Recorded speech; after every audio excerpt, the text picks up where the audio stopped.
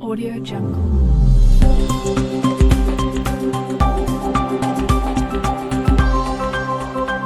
Zenith TV,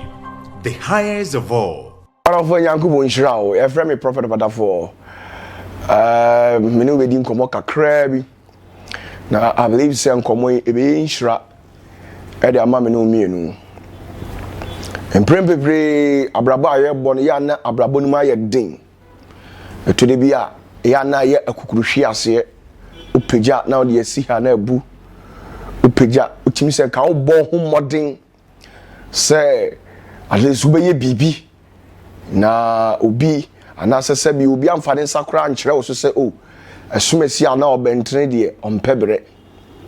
enso mpembebre ne ya ne mu aye den amame emu aye den obi tim ka se papa emu aye den amame na no kra me se o se emu abamumu efse ade bie ni honum a esombo abrabomu a yenya no wasase de ana da form saa fitin na wo saka edikanfo beye bi omaja hokko akamisum nu mienu na no bible say na David tesere so na de ko baye nyina ne say abrantie no hwenwan so abro nyankopon appointing no se wey na me pese wo be hwame man Israel so no small defo no mo de nwosra kogu ne so no ye yini free wuram ede ne betena afie no abrabo anya no mama no ye de nwosra gu David so no 12 years esiri hini o but at the age of 26 years there on and son ultimately abe king in reality odi aperi pebrepe menu mienu be dia dance yese owura so mpo eni ni di aperi bebrebe eti dem pese me ka chi onyina ne se me pese me kasa be tenten ene dua yi amo abamu muda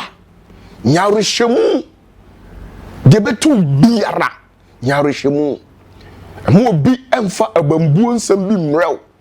sawo de aye enye yi amo abamu mu aware no ho kukuo wanim amawe mfi se osemi awurade me made ye so chewo emma wo so ti ade bia bebe ya kwam biara criticisms, attacks, setbacks, failure bibia bebe akwam bia hu se osreja okronkron ni no hotini no de nti ewiase da so konkon ho no ona ma kwan se mra wa brabo na me so hwe ma se be sei ne ba na ba mi aye nam ni aye den ni aye hye ni etima gyina ni ne obonsam no atoto ade me do fo papa ni aba ma mi aba emu aba mu emu be ye den enokore minim se mu be ye den se de wiase ya yes hamrin de yare ko de ewu aba ye wiase ma wiase ni penhu de wonyen na minim se so wani da so e wa rehwemu ani gidie papa bi e wo Kristo mu a no kure me se o se de wu ye bia no onyam de ne nsa beba mu na be yeye na siwiye mfu ani ntu nipa so nipa de he oye honam obeye bi nanso na bambebu nokre fo wani tu unyankopon ko aso entani wani manipa entani wachi emfa manyame na mfa wani mu manipa aware no ebetimi agu be ma no betimi ada sori one day was mintimi no wontana na koba ne sei ya hwan ene wa re chichirefo saa no oba no so betimi asori dakro osmintimi no wontena e koba ne sei ya hwan ene wani da so de fa re ene bibia hwenyame ebia meka se wo yare bi haw ateti wache wabompa ye wo ho ache and so still enko no kure me den sampanam na sa ujibia abeje okra ene unipadua nkwa na ano na abrantie na da asori fie kwana no fie biasa ene akiri no kure owura Yesu baye na dwuma okoi wanya ayarsa na sebe yesinki enkote abamra enkopa adurumra no ane hahai na sanko owura Yesu aba anke sebe ye twa no de ne komu obi mani nya ayarsa nanso Yesu abreso mpo no wanya yaresa nanso abrantie na bamu amuda empra no bia na ota akọ asori fie ho empra no bia okotena asori fie ho na dakuru bi owura no onyame hu se no kura sa abrantie na koma edimu onyame furo soro mu soro na ho ade ni tumi ni nanu onyama mu oduro edigu Peter so na owura Peter ama abrantie esori nante ni aba emfa hu ni die besie bia emfa hu ni die besi wa akwam se relationship ni say yo say ye die yo Jesus wo homa hweye amoabamumu pe you have been defeated and to be strong wabamumu shahodin yale na da so enko anya rehemu se ebeko amoabamumu nya rehemu na yare no ebeko anya onko na bia ye obi da na so mu abamu budi ani obonsam de yare atwi fawo so na so abamu amuda medofo mo gidie se ose me awurade me ne ma hye ne ma paase na me de bekwa wieye ati hunu se de awurade de wo hyase kama no ne we ato no so wo nya gidie a ebe ye adwuma na be se si udadam na be buru kane ni mpo na be ye fe na be fifi amana wa ye from every say twere ne se die sua subonte ho no oso aba woni brem betomire bi pebesi wo be kɔ na so ape wo ka se dua na wu enne na so ape onipa te se ensen omudi nkonkode so atenantwie abra aso onipa de bibi wo ho ano na obesere abra saa de na wo ho na ye wo ni ntia de bi oba onya bi tafere no se firi ho pe orinsi unchen bi obetani na chi no obekansam a enum de afa ho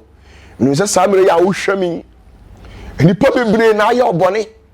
bebre akansam ensam fata de wunim ana yebusa wo nanso me opatafo me ka kire wo se onyankopon no obedi ama fo ani din na fa hwewom na ye din ye nam e wo mpaibom na onyame me se obeko ama wo he ebia me ka sei abusuafo apo na mfofo apo amane kakra bia wo mu nti onipa bebre apo merofo hwe David say same na ne ma agyampo epomia me nyankopon de ompo meda no kre sa wonna ne wagyapo wa onyankopon no obo wo ama wo nkwa esubonten enam mu na enkwa ho mi wo mu no mepa acho ompo wate onyame do o ware hyemu ma o wo mre enipa ede ma disi onipa po a ebia ye yiwa de afra adwuma mu hwe ye yiwa bede no watima ko anim ti ma adwuma na ye yiwa firi mu no enhyew bebrebe da bi emani ya oya bebrebe ya de empremprem ebia den de obedi ekura na no den nanso be pa acho dwene ekena asem abrabom nsam de ehu bebrebe na edino gidie wa hu etinyankopon onhyiraw yare bi na da so amoaba mu eka bi abeto wa adwumam nipa nyina de yensa etenetene so amoaba mu wate amoaba mu he sede ye odamoji wo yamojato adam na yam na opapa idi ni nimdie ni nyansa ekura wo ene odo abeduru mapom ma adwa so no ma remfiro na obi mfa ehunahuna nto so me kade a kyerɛ sɛ wuri wuda na obedi nkwa no wa men kopem sɛ de nyame de ama wo mpo no ɛso na de wo nya yam sɛ abrabo bi na wo bɔ na wo nya wie bompa a onyame sɛ de mfie ni be ka ho Yesu din mu efiri sɛ na no so odifo ne sɛ kone ko ka kyerɛ ne sɛ ohini Ezekiel omra so nti ye onsamanse na mebefa wo ohini Ezekiel bukotodwe so ora enokure una kura wo ne nkwasafo a enso mesra wo sɛ memre nyanso de me ye ne mewie na urade hunu sɛ nokure ɔsɛ fata na wɔde mfie dunum kan ne mfie ho urade nkyerɛ ho kwandam wate wo yi ya omfiri wakoma mu ɔmfa ne nsa nka wadwene nka wakoma wo yi omfiri musuom esan kwada na ne atete bia mu Kristomfo na so nwie nto so wate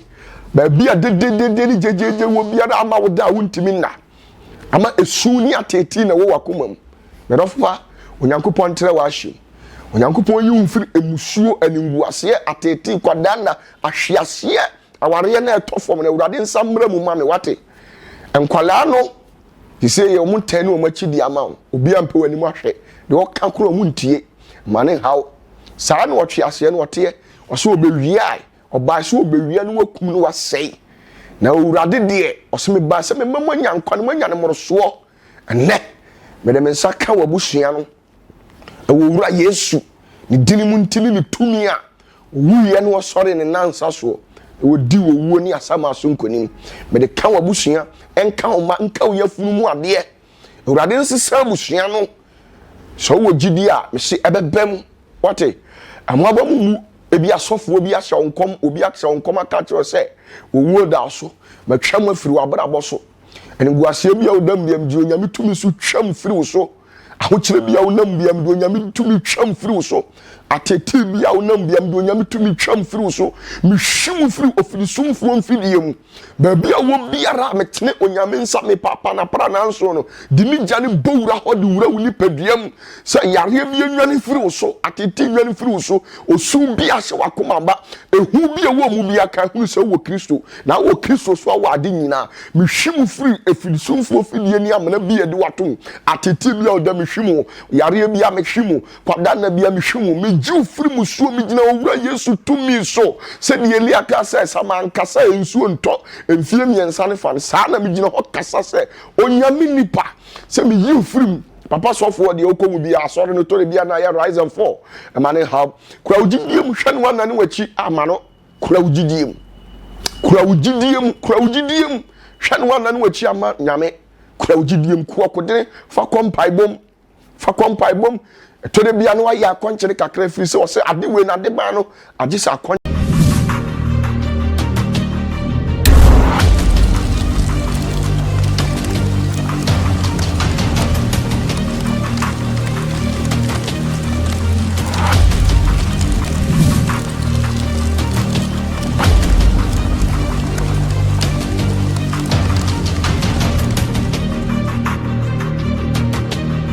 Zenith TV, the highest of all.